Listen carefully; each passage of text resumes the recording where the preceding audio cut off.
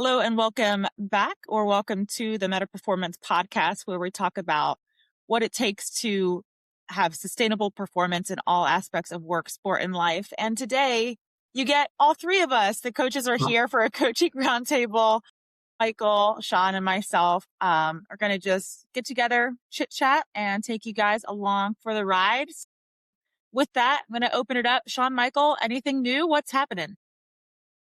Go ahead, Michael, because, it's warmer where you are, so you should go first. It is warmer, which is nice. We've had a ton of rain. No, this is that time, I think a lot of athletes can relate to this, where you're about to lose your mind from either being on the trainer, on the treadmill, having to put on 12 layers to go outside.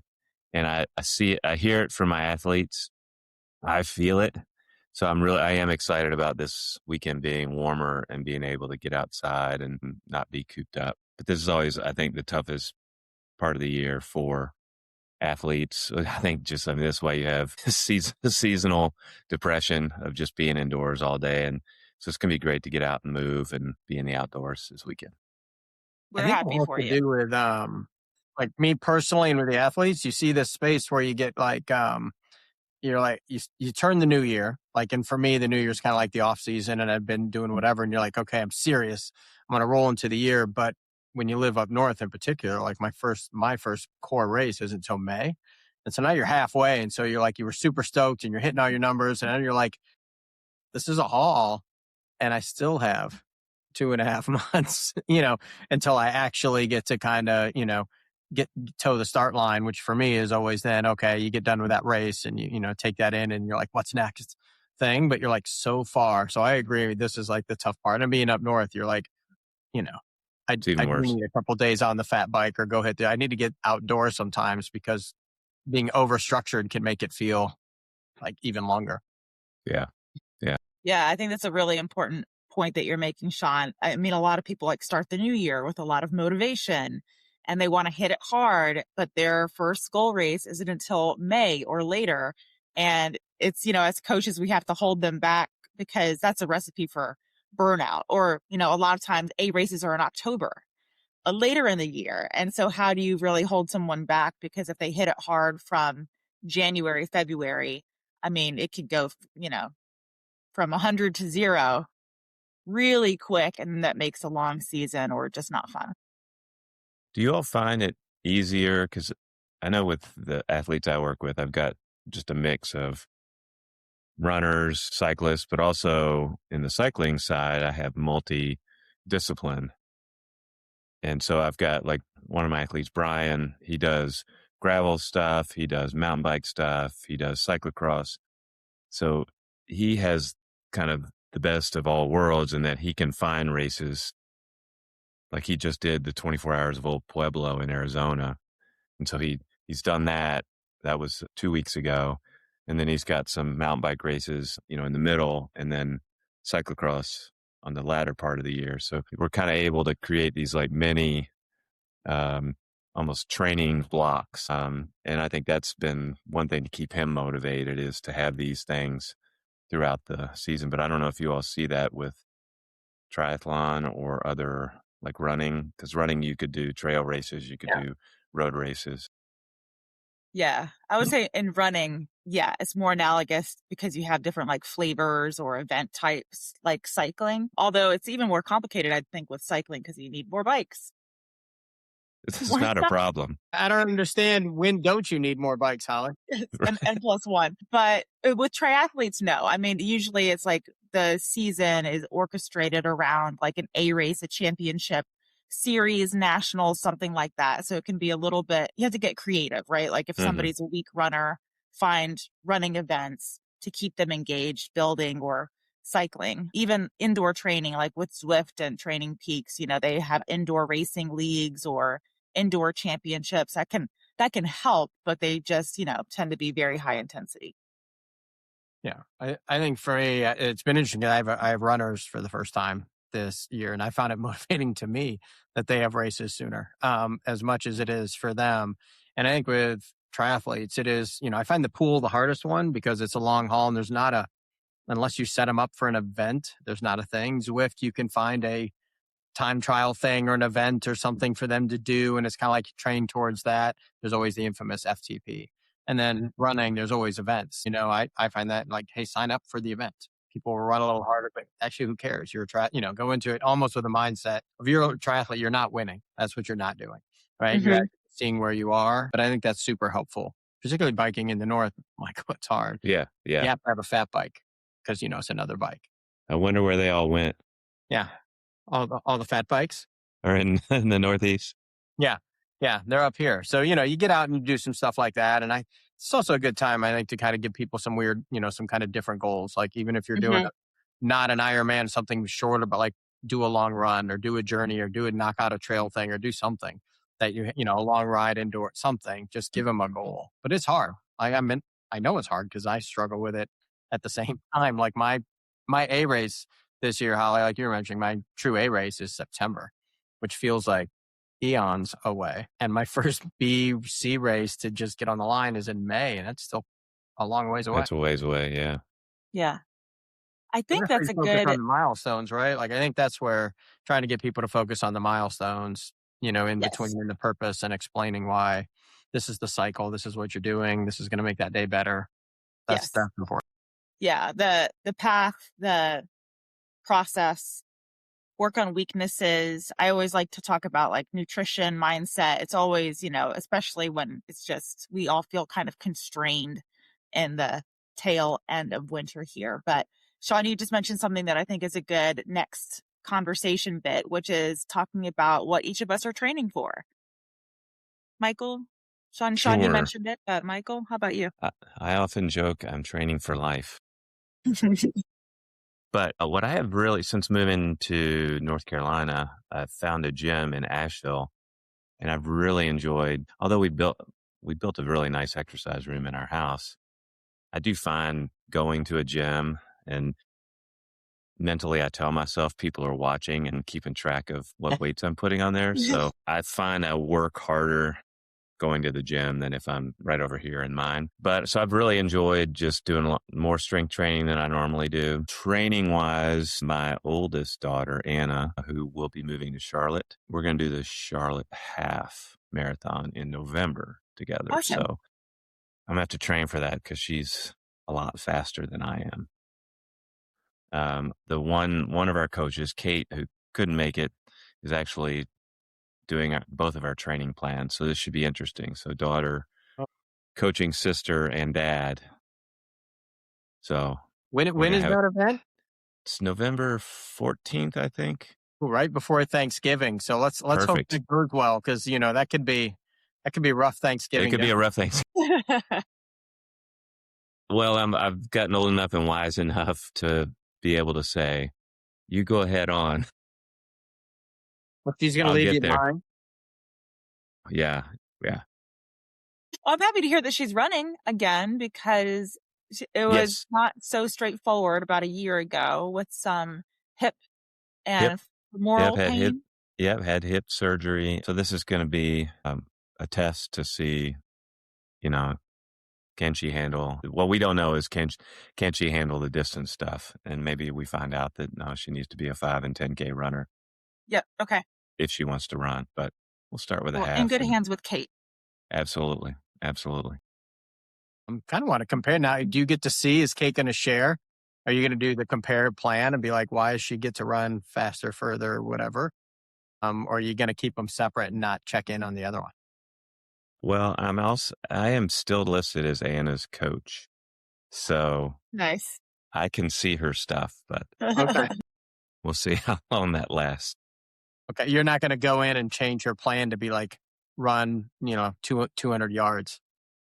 No. I would never do that. Never. No way. Not publicly. Not competitive. Yeah. No. That's great. I know. My schedule is interesting, but I just did a half with my daughter in New York. Yeah. Kind of a funny story. It was about, college basketball player. And if there wasn't a ball involved, did not run. And last 4th of July, we ran the 5K locally. And she asked my wife what pace my wife was going to run. And she thought, I can maybe make that pace. My wife then went, and this is the only 5K she's ever done, went way faster, left her behind, which is also kind of uncool parenting. Probably the worst part was her sending me back to go talk to her because she was not excited and then come back and report that she was not excited. About a month after that, she started a run streak. So it's Wow. a little hard as a girl dad to say I have a daughter who's a streaker. But she's up to like 150 days now. And she Wow. went from like a 5K to a real 5K. And then we went to New York last weekend to run an official half marathon, and they canceled it because it was like 30, the blizzard was there, 34 rain. And we're like, oh, what do you want to do? And she's like, well, we're just going to go ourselves, right? You're just carrying all my crap now. I'm like, oh, okay, fair. And mom had Yeah. to be the mobile aid station in the middle of the storm, but she knocked that out. And it's super interesting, Michael, because watching them do that it's just way better, right? Well, It's so much better than when you think about how great it is at the end. And then at the end of that, I was like, this is like way better than finishing any race on my own. but yeah, well, and I loved when I saw your post and you told the story. I loved the fact that you all were like, we're just doing it. Like, who needs to?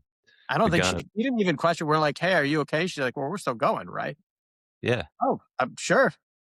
Even didn't even dawn on her. She's like, you just have to carry my gels now, and where's mom going to meet us for our mobile aid stations and everything out, and you have to carry the water. Like I have to carry everything. But I'm like, sure, that's no big deal.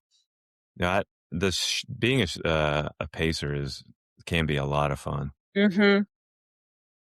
because you're not focusing on yourself, and so that's very liberating.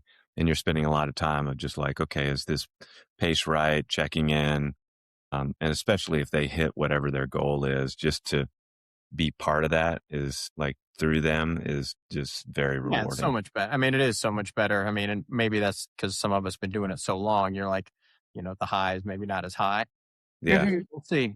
Otherwise, like an interesting year for me. Like I'm doing focus on Olympic distance. I'm doing some halves because they're kind of weirdly in my travels, but focus on Olympic distance. So, head to Spain in September. So for World, Awesome. which is always interesting because you're like, do well at nationals. You feel like you're doing okay. And then you go to a bigger pond and you realize, what a loser you are really quick. Is it in Pontevedra? Yeah. Vedra again? Okay. Yeah. Yeah, it looks beautiful. It looks beautiful. Looks not easy to get to. I haven't been there before. I haven't done this in a while. There has been a long time. Like a lot of people, I got kind of enamored with the distance thing, like how far are you going? And it felt like the other year, both from coming off, well, I still have Crohn's, but like figuring that stuff out. But also like it's kind of fun to go fast, for a Yeah. couple of years and that baseline speed, get that back and more track workouts, more like stuff, which is just a little different than how long can you go? Yeah. I have an athlete that raced at Worlds last year. If you want to connect with her for Oh, yeah. travel considerations or just like logistics, because it's not always so straightforward, but it can add a lot of stress Well, it's when you're gotten doing harder international because travel. my daughters heard that we were going to Spain and that now they're hey, yeah. So, yeah. So I have a crew now, which makes logistics harder, but I do have a crew. But yeah, Yes. every time we try to go somewhere, they're like, yeah, I can get the time off. So yeah, I'm excited. I'm excited to kind of really push and feel good and see, nationals. It's a cool build. It's nationals, you qualify for the following year, but the cycle is actually super cool. It's like a hard one change away. Yes. And what are you doing now that you're kind of, I don't know, what are you, semi-retired? What are you now that you're a normal mere mortal? I like to say recreational, like easing into recreational athletics. However, I also raced last week and a half ago, the Mesa Half Marathon, and I knew I was not fit going into it. And I'll kind of talk more about that in a little bit. But it did not go well. I mean, on one hand, I was walking and still got a low 128. On the other hand, I walked in a half marathon. That's not great. Mike and I are like, yeah, that's, not cool.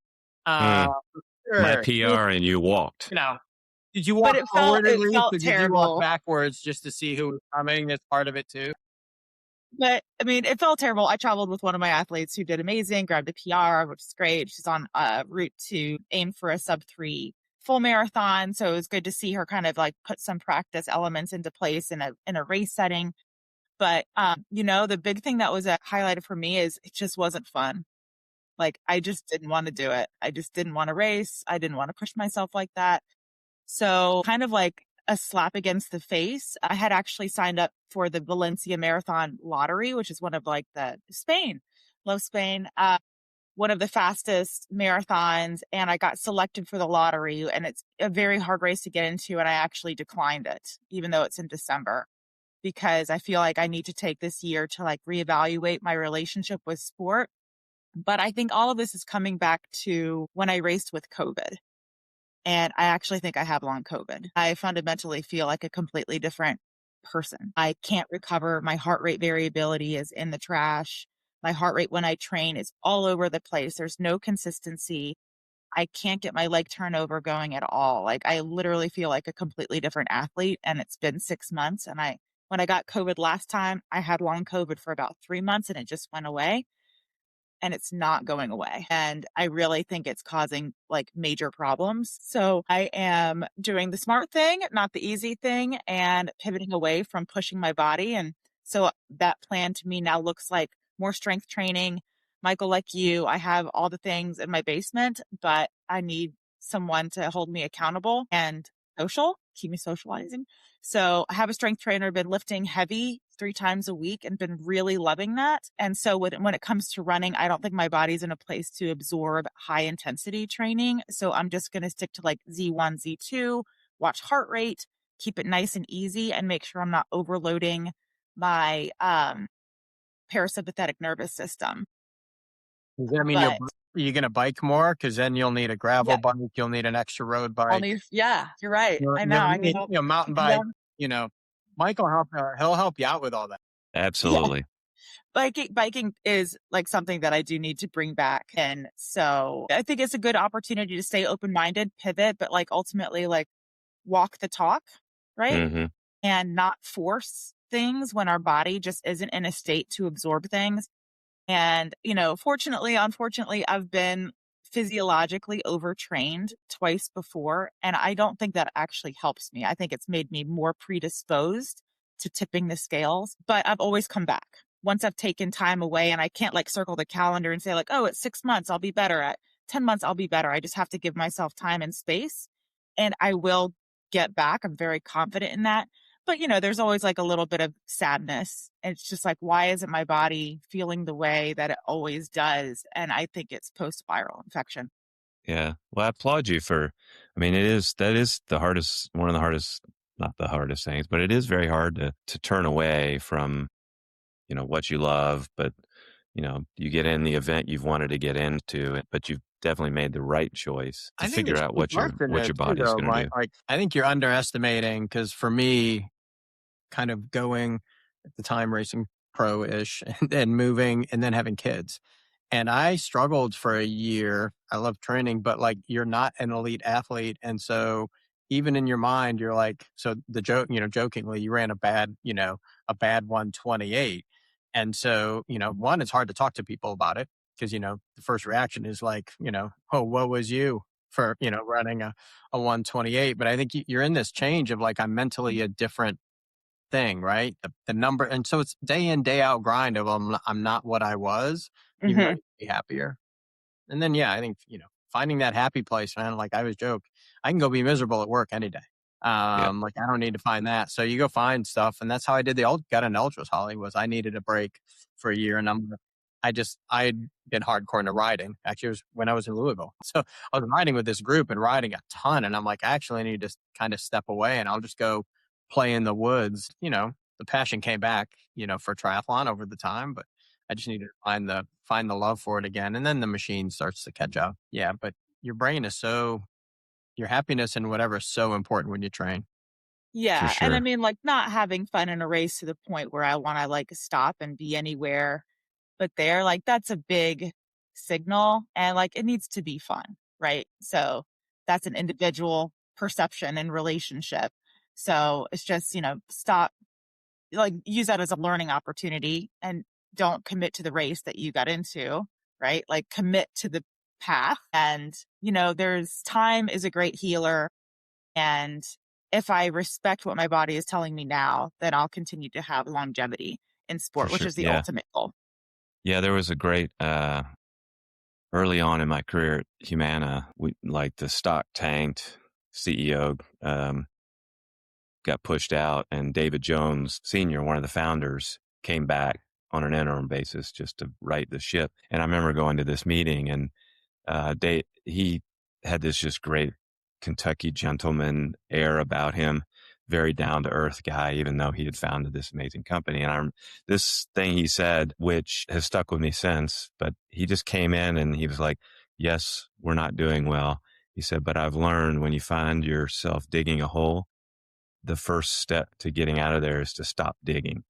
Mm-hmm. And that has just stuck with me because our tendency as type A or type A plus people is to keep, what made us good, pushing through adversity. And sometimes we can't see that the adversity that's facing us is really a time to step back and reassess and say, oh, would it be better to go around this than try to bash my head through? Mm-hmm. Yeah. I mean, I think it is like, It's the hardest thing because it's part of your yeah, identity for years was your thing. So to be able to step back and be like, I just need to find the joy and take care of myself it's harder than I think people think because it's just what's been the rhythm for how many years? Training's just like, you start missing 3 days of training and your brain's like, whoa, you know, right. Yes. I mean, like since I was 8, yeah, like this Mm-hmm. is, 20 my years, 20 years, 20 years. It's 20 years, exactly. So yeah, patience. But so keep me honest. Maybe like that's my ask to you guys, All right. like check in, but like keep me on a path of like feeling good and making sure I'm not overloading my system because, there's periods and chapters. And again, if longevity is the goal, sometimes we have to do the hard thing now to enjoy more later. Absolutely. Yeah, 100%. I think that is one of when people ask, like, I don't know, is this year going to be my 38th year or something of triathlon and multisport? And part of the secret is if you look, it's not consistent. There's races like this year I race a lot, and then there's years where I mentally need a break or I've done one in the ultras. So, like, it's kind of like, where's your joy at that period of time? What do you need? And it's complicated because you work, you got just so much crap going on is you have to do you to stay well and not follow everyone else's plan. Like, what's the progression plan on that? You do you. Yeah, exactly.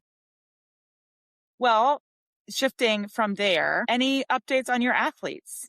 How are they doing? Any big milestones or shout outs to share? Sure. I'll go. We'll just keep the theme of rotating through. I'd already mentioned one of my athletes, Brian, did the 24 hours of Pueblo.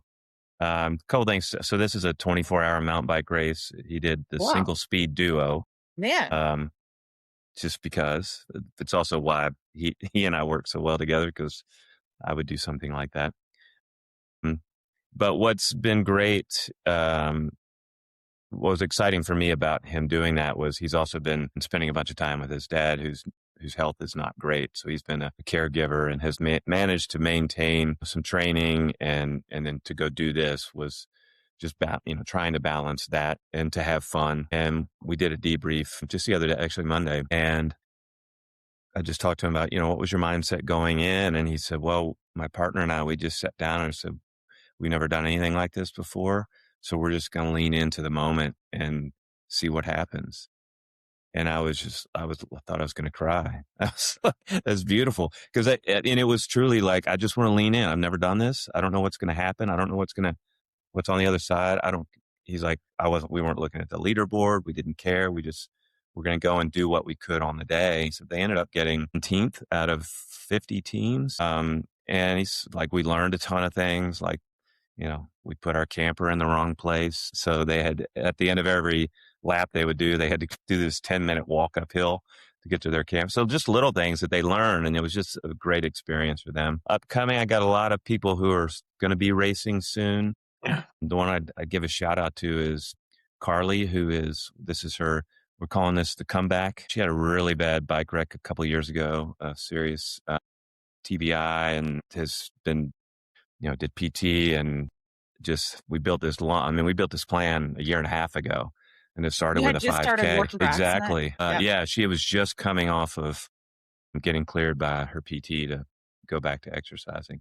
So we've been progressing this thing. So she's running Boston in April on behalf of the charity that helped her with her recovery. So amazing. I'm super excited about that. And she's going into it like, I want to feel joy. Like, she defined her goals as there wasn't a time. It was just like, I want to be joyful the whole time. I want to enjoy the moment. I want to soak everything in. And I was like, we can do that. Yeah. So I'm excited about that. Very cool. And that's coming up in April. And then I got a lot of my other athletes will be picking up, you know, road race season and other events later in the summer. It's so cool. I always tell people your first whatever, right? A distance is your best one, right? Like, Yeah. it's joking with them, like, so what if you have a bad race? You're, easier to PR next time, right? Because it's going to be on the top of your mind, but it's a PR no matter what you do, right? And just take it in and enjoy. And, you're not going to do, especially when you get to longer triathlon, even Olympic distance, you're going to do crap wrong, right? So just enjoy the ride, and enjoy the experience. Yeah, I don't have like I had, giving my daughter her stuff. It was the first time I've coached someone who's a streaker, which is also interesting, right? No days off. I mean, even a mile or whatever, like, so you have to put them in like zone zero for like, like go out that day and do zone zero. And even like no one's doing a lot for a mile the day after the half, which was long for her. And hillier, Central Park's hillier than people think. Yes, it Yes. is. It rolls more than you think. There were people riding out there that day, though, Michael. There weren't many people though, but there were some riders out there in the 34 sleet and crap. Like, I'll give them credit. I know. And then most of my athletes are north. Like, it's weird. I don't have anybody south of the Mason-Dixon line. So I think it's more, we've set some kind of, if you're a Zwifter, the epic climb Mm-hmm.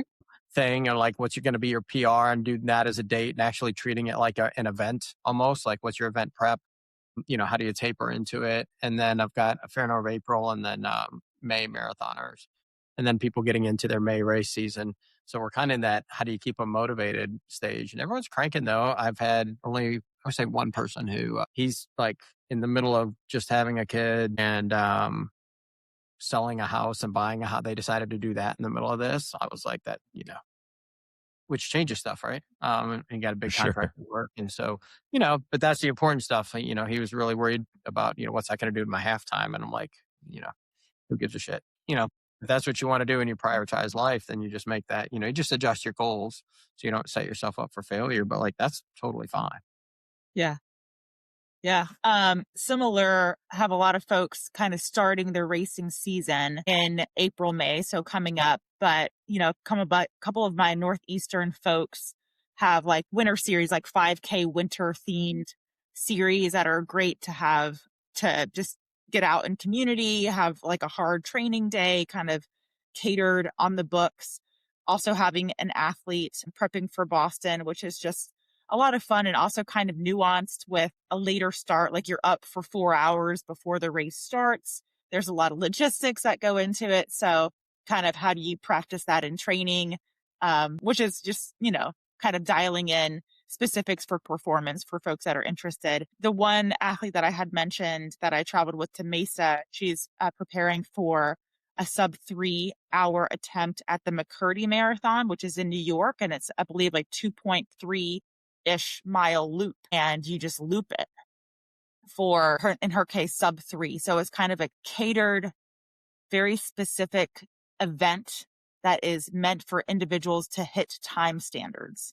Yeah. So you're in like a pack of people, but it's a relatively small radius. So you have like Interesting. table service for your bottle service, I should say. And I think it was good to see her progress there. She's very young. So kind of teaching a lot about all the things, fueling mindset, how not to be too compulsive or white knuckle your training, even though you have Yeah. a big goal. And then, a lot of folks really just do it or training rather for health and longevity, which I think is really great to talk about and to mention. I think a lot of folks that I talk to are like, oh, I'm not an elite athlete.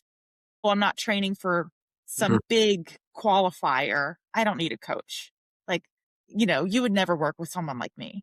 And it's like actually at least half people that I work with just are looking to stay fit and healthy and encourage a great relationship with sport. They don't necessarily have big goals or big races. They just want that consistency. So I always enjoy working with folks like that because it's a completely different orientation. And I think it can encourage a lot of creativity from a coach because without a race, how do you keep the engagement, the variety, and keep it interesting? So it's always With the good. high intensity stuff too, right? So like mix, that's where I could definitely see like having a coach because, left to my own device without a race out there, I'd probably just go tool around the woods, right? Or tool Right. Yeah. around on the bike. And so Yeah. having somebody be like, hey, you need to go push, let's just healthier for you, or you need to have Hmm. a slow day, not everything's all the same.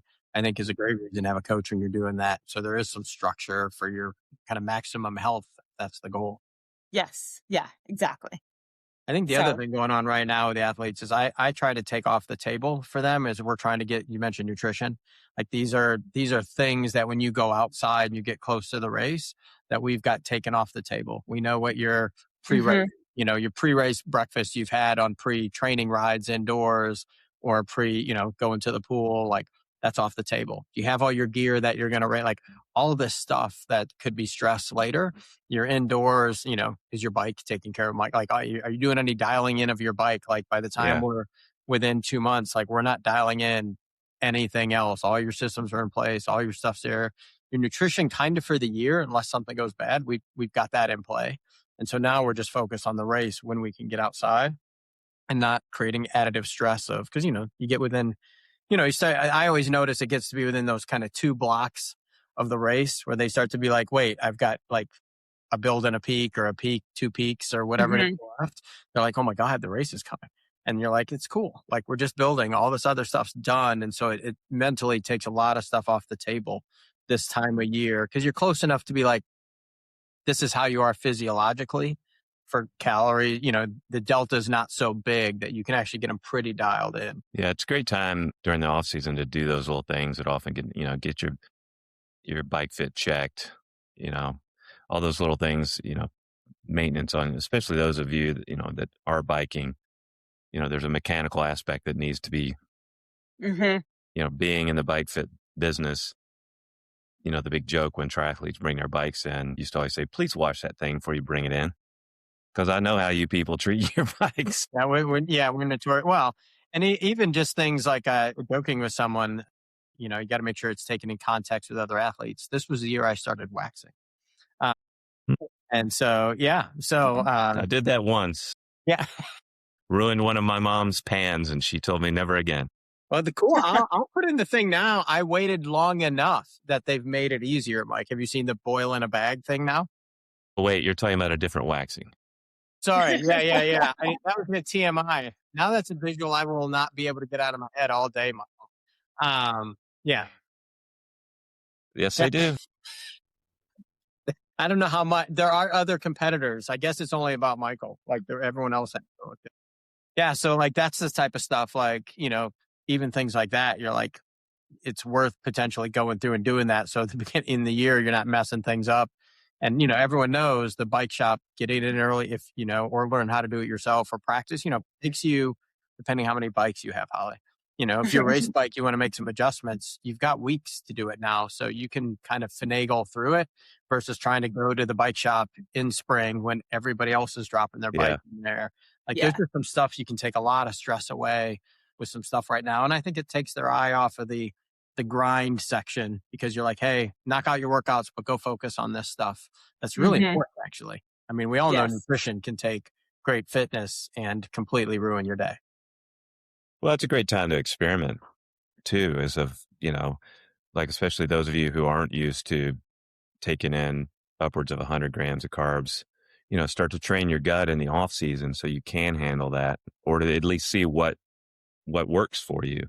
hmm For longer events, I was able to get up to 100 grams of carbs an hour and that felt great. Anything over that, not so good. Under that, I definitely felt underfueled. But now that I'm not, I'm doing more 2-hour rides, I'm finding 25, 40 grams of carbs is plenty for those. So it does give you that chance to experiment during the off season and see what works and what doesn't work.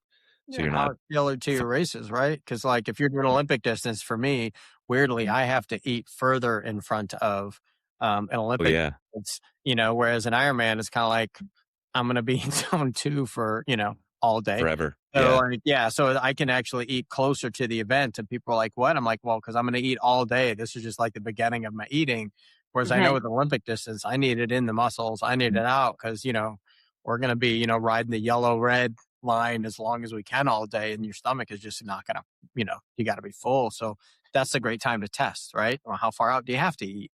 Yep, And you absolutely. hit the gas, and you're like, you felt like crap. Well, guess that's too close, right? Yes. Yeah. This is also a period of time where a lot of my female athletes, I'm focusing on recovery, post workout recovery, and especially getting in enough protein. So I actually have a 7 week kind of series where the focus is on one aspect of post workout recovery every week. So making sure I'm just like kind of spitballing off my head. Enough hydration, enough protein post, enough carbohydrates, making sure you have meals prepped and prepared so they're ready to go, timing, and all of those things. So it's a nice just kind of refresher to set you up for the season ahead, that you have like, one focus a week for a series to be prepared so that once race season is there or life gets more busy, then you kind of have your practice down. So you Yeah. know not No, only how to fuel during, but how to recover after. always hard when you talk about female athletes. There's also different periods throughout the month that you have to Yes. figure out that your body change. And so are you documenting and testing different nutrition and recovery for that period? Because the races will be when the races will be. That cycle might line up with that. And so are you dialed in?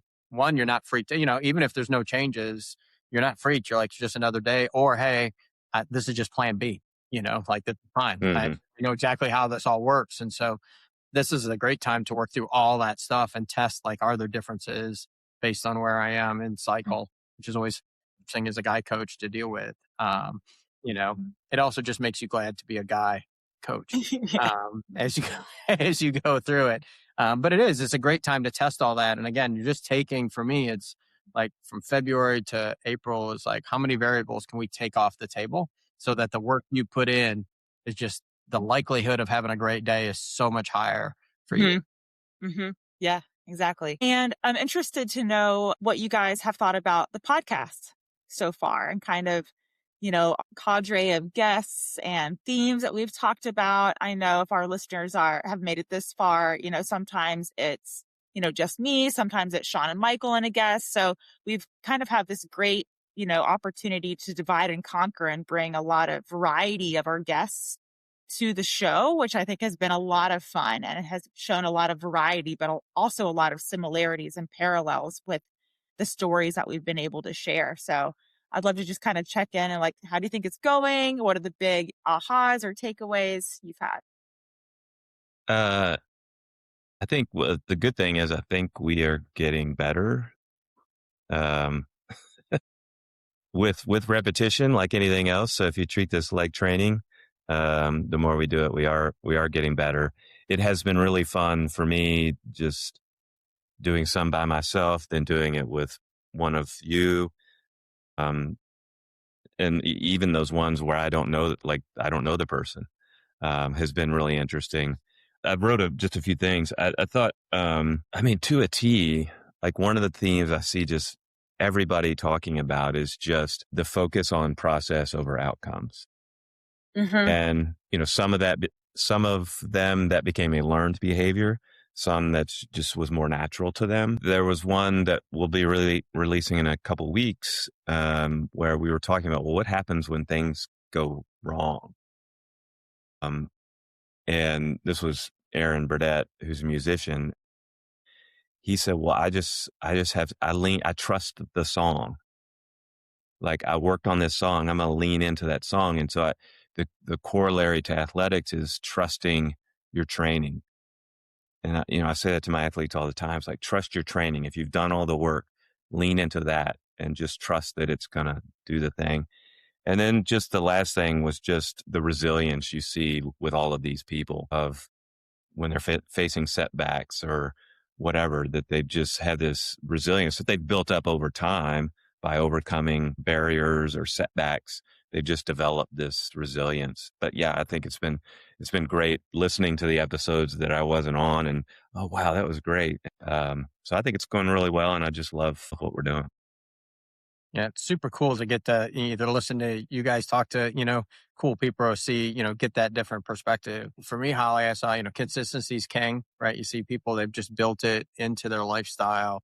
And some of the things that people are doing, like outside of sport, is kind of mind blowing. And it kind of comes back to the I know it was the 6 P's of marketing, but I call it just the general 6 P's of prior planning prevents piss poor performance.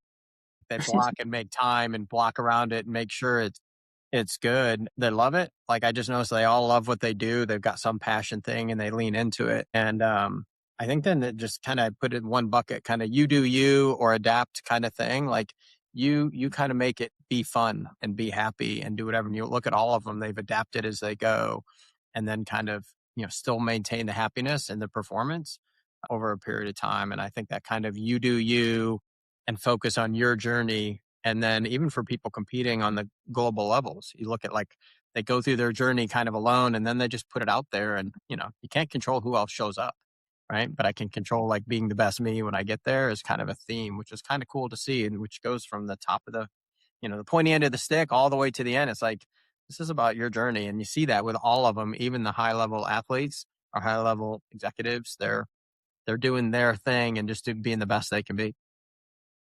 Yeah, I agree with that a lot of our guests are kind of nonchalant in some aspects about how great they are. And sport has come through as really something that is just part of who they are. It's not all of who they are. But the process, Michael, that has come through like loud and clear, that each individual has really leaned into process in order to make sure it happens, because sport or activity, physical challenge is something that either helps them be great, helps them enjoy life, or is just truly an aspect of how they live life. So, and that's kind of what I mean by nonchalant. It's that it's not an end all be all. It's not this big pressure or performance pressure. It's something that helps them be great and something that helps them, but it's just so ingrained into how they live life. It's not their identity, but it contributes to who they are. And that's why I love these stories so much, because I think it makes physical challenge much more approachable. It's not that these people are, exceptional athletes that are just living a monk life to get their best physical self out of life. They're balancing a lot, right? Business owners, entrepreneurs, CEOs of large enterprises, mothers, fathers, all the things. And I think it's really valuable for others to hear stories of people that are finding a way to get it done. And these people, like all the stories, they're so ingrained. There's not an end point, right? This is truly how they live. It is, just a part of who they are. And so I think it's helpful for others to hear like how that happened, how it gets done. Yeah. I think the thing that, as you said, that came to me too, is like, they've never suffered crushing defeat. And I say that because they take defeat in the event as just part of the longer part of the process. So it doesn't ever, the weight of any one particular event doesn't really bring them down. And I think a lot of us have been there, where you put so much on one event that you let it crush you, and then you had to go reset and you realize, actually, that was really stupid of me to put so much. Mhm. And so I think a lot of them are on that. They're really into the process, and that's just a step along the way. It's a cool gut check of what's going on, and I'll have fun doing it. And then, like, a week later, they're doing the same thing they were doing before, just working on getting better. Yep. Whether it's sport, work, or life, Yeah. right? All of those themes have come up because all of the conversations have, explored the interplay and the connection between work, sport, and life, and how performance can show up sustainably without it tipping the scales in one way. Absolutely. So before we close, I did promise Kate we'd get to this question, and we'll start with Holly. We'll go Holly, Sean, me, and then I've got Kate's notes. So, favorite workout? Ooh, favorite workout. Well, top of mind, my favorite workout for runs, especially in the winter right now, where you might be on trails, you might be on roads, you might be on a treadmill. It's pickups every minute on the tens. So what that means is you have a warm up, let's say 15, 20 minutes. And then at the beginning of a 10-minute block for the first minute, you pick up to like 5K or 10K. So you kind of accelerate for a minute and then you back off to a steady state until 10 minutes, and then accelerate at the start of the next 10-minute block and then peel it back down. So what this does is it encourages neuromuscular connection and like faster leg turnover, but it also breaks up a long run in a way that actually makes a long run feel better because you're kind of you're breaking up 10-minute chunks of time. And it just, again, gets your legs turning over, gets a nice quick neuromuscular pop. So you tend to feel better, but it's not so much stress that it becomes a workout. It's kind of just a nice way to bring in a little bit of stimulus into a long run and makes the long run fly by. So I really enjoy this run. My athletes really enjoy this run, and I like to sprinkle it in. So right now, that's my answer. Probably two quickly. I like the epic climb thing in Zwift, which is a 30-minute climb. So it's a consistent thing to chase all winter, but it's long enough to actually be kind of almost a race sim thing with a little gap in the middle for anyone who's a Zwifter. So it's a really good, better than, for me, it's like my mini FTP test, for lack of a better term, but it's actually got all this stuff that you know. And then not dissimilar from you, Holly, is I love this time of year. $3 in quarters, so 12 quarters on the treadmill. So $3 in quarters. So usually that's my workout. How many dollars do you have to do this week? You'll hear some athletes say, I really like that at the right pace. But basically it's, warm up of however long, and then a quarter and walk 100 meters, 0.25 of a lap. Same thing I do in the spring on the track. Does make it go by faster.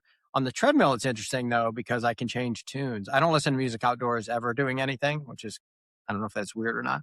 Indoors, all I do is listen to music. Yeah, I know Mike's like, yeah, I just don't. Indoors, so I find a new song every time. So it's kind of interesting. You have to kind of, you have whatever it is, quarter of a lap to come up with whatever song you feel like you want to jam on for the next lap. And then that'll Michael's in my playlist. I don't know if you would call what I listen to music, but trash.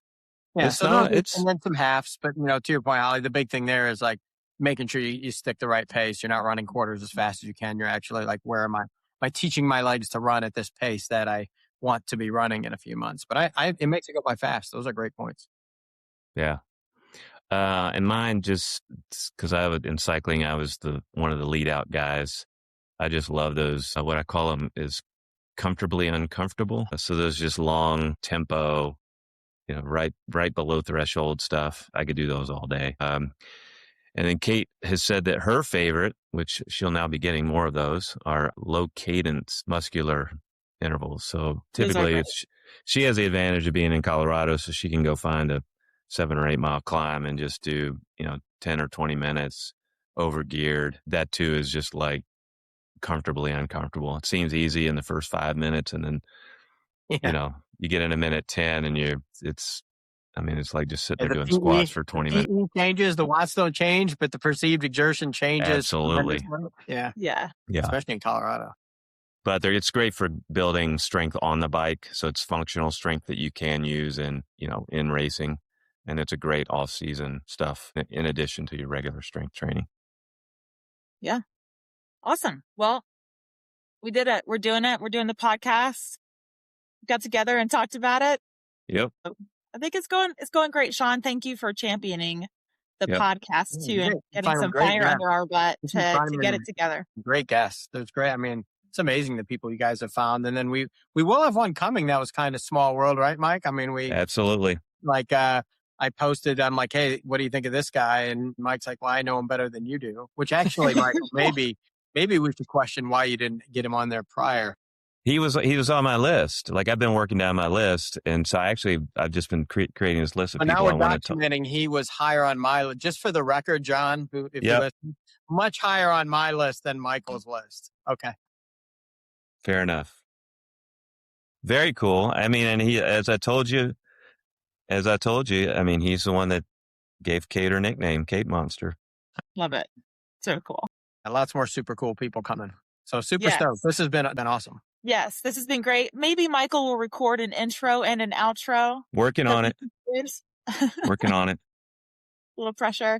But thanks for listening, everyone. I hope that everyone listening so far has at least enjoyed a few episodes and taken away something that they can apply to their lives to help them achieve sustainable performance and learn how meta is actually a performance asset. Not something that keeps you soft, but something that keeps you strong. All right. With that, we will keep it rolling. Thanks, guys. Thanks, all.